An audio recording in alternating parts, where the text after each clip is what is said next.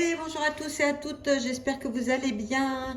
Aujourd'hui, je voulais vous partager cette recette et une casserole duchesse aux légumes que je trouvais très appétissante. Voilà, moi, du coup, on va faire les pommes duchesse, ça c'est génial. Donc c'est une recette que vous ne trouverez pas sur Cookie Dough France. En fait, cette recette, elle est sur saveur flexitarienne de Belgique. Si vous voulez la retrouver, en fait, il faut aller sur Cookie Dough et dans vos préférences mettre la Belgique. Du coup, vous le retrouverez pour faire en recette guidée.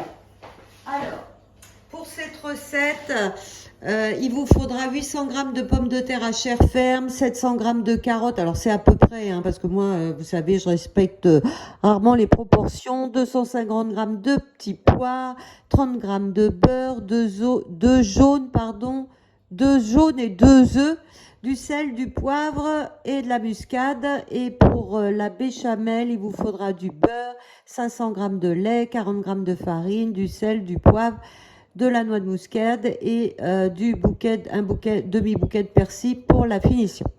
Alors, c'est pareil, dans cette recette, vous avez toutes les étapes pour éplucher les légumes, donc avec le mode éplucheur du TM6. Bon, moi j'ai zappé tout ça, je vous les montrer, hein, le mode éplucheur sur une autre vidéo. Donc là, je vais aller carrément attaquer ma recette parce que j'ai déjà préparé tous mes ingrédients. Donc là, on va mettre 400 g d'eau dans le bol. Allez, on démarre.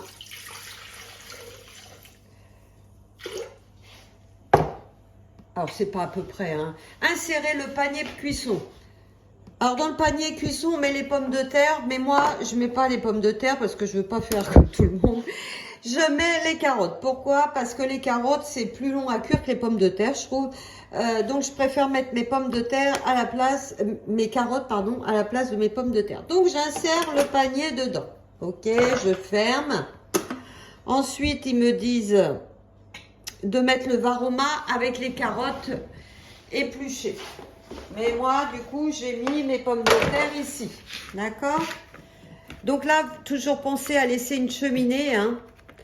Voilà, pour laisser la vapeur monter et retomber sur vos légumes. Donc là, je mets mes pommes de terre. D'ailleurs, j'en ai plus parce que moi, j'en ai fait 900 grammes, je crois.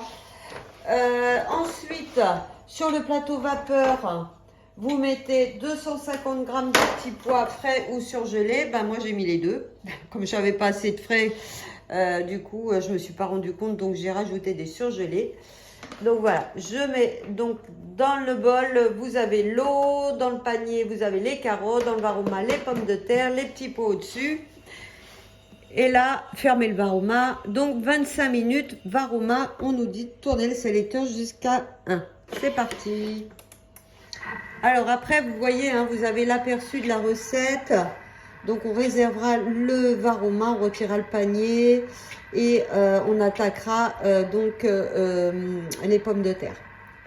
Donc les pommes de terre en duchesse. Donc là, on va rappeler l'étape et je vous reprends après. Enfin, là que je vous montre, donc j'ai mis mes pommes de terre, pas mes carottes et mes petits pois dans un plat, d'accord. Vous voyez la couleur des carottes, là, elles ont le goût de la carotte, ça c'est vraiment génial, la cuisson à la vapeur. Donc elles sont bien cuites. Là, dans mon bol, alors j'ai mis j'ai pas mis le fouet, je le pose dans mon bol. D'accord, je tourne un petit peu pour le bloquer. Il me dit de mettre les pommes de terre, donc mes pommes de terre que j'avais dans le varoma, que je vais mettre donc dans mon bol.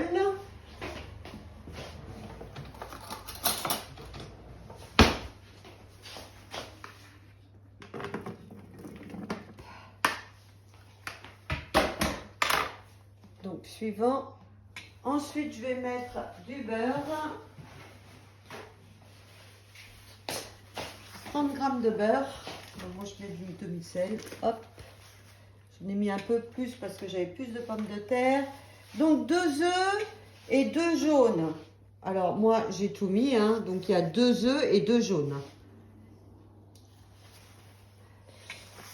Du sel.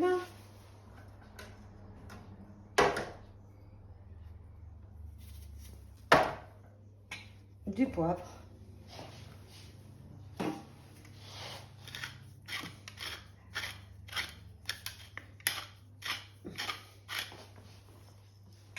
Trois pincées de noix de muscade. Non mais j'aime bien. Voilà. Donc là, insérez le couvercle et le gobelet.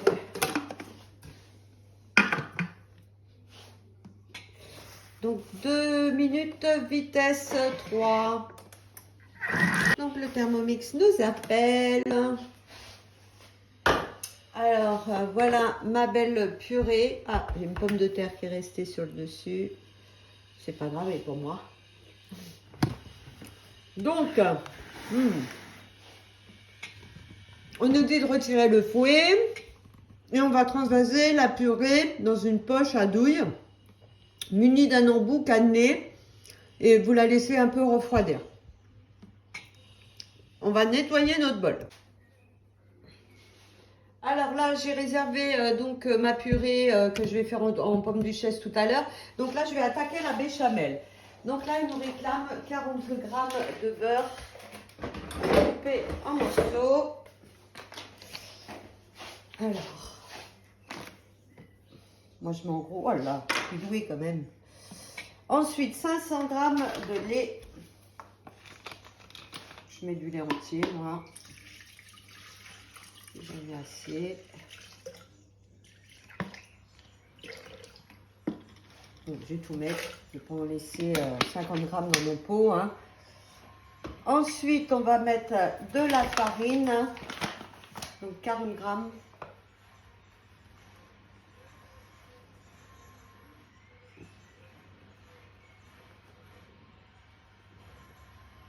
On va mettre 40, voilà, 40 g. Donc, du sel.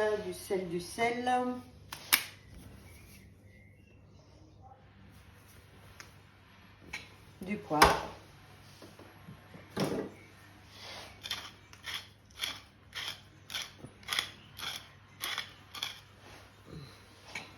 Trois pincées de noix de muscade.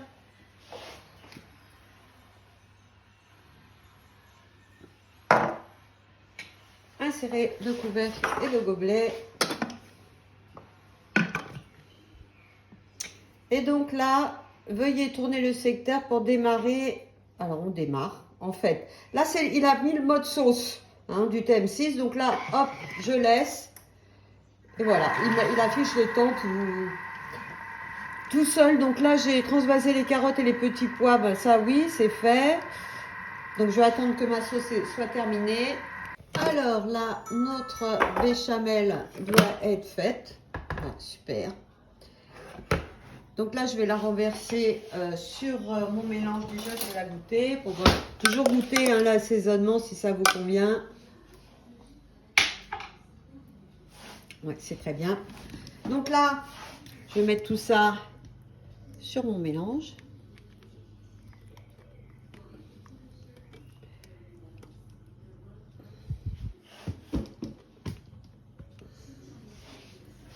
Et je vais venir pocher. Hop, tout finir.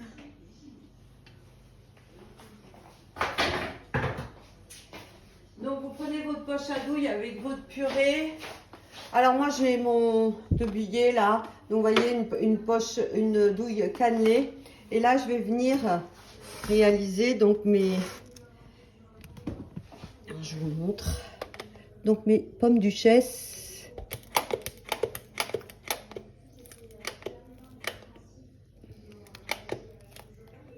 Voilà. Hop. C'est la première fois que je teste la recette avec vous.